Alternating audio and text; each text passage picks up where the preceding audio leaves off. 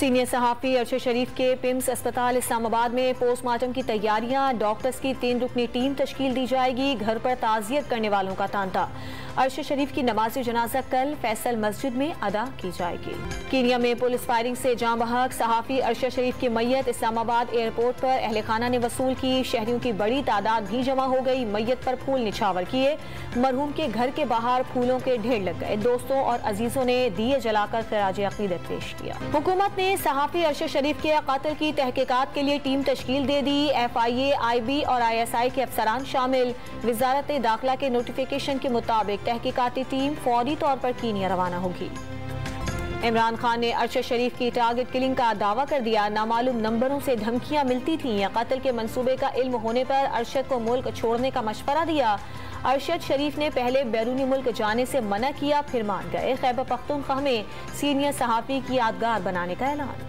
पाक फौज की अरशद शरीफ के कत्ल पर अदालती कमीशन बनाने और इल्जाम तराशियां करने वालों के खिलाफ कार्रवाई की दरख्वास्त। ये तहकीकात भी होनी चाहिए। अरशद शरीफ ने मुल्क क्यों और किसके कहने पर छोड़ा, देखना होगा। अफसोसनाक वाक़े का फायदा कौन उठा रहा है।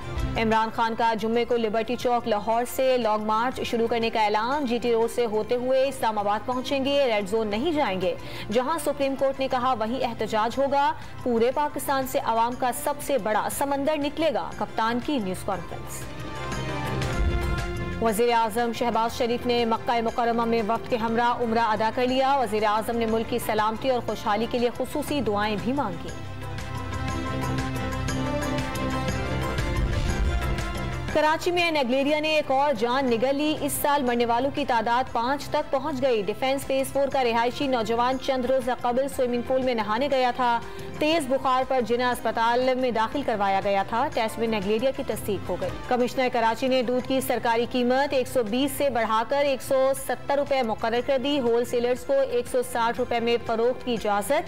कीमतों में नजरसानी की यकीन दहानी पर डेयरी कैटल फार्मर्स एसोसिएशन भी मान गए।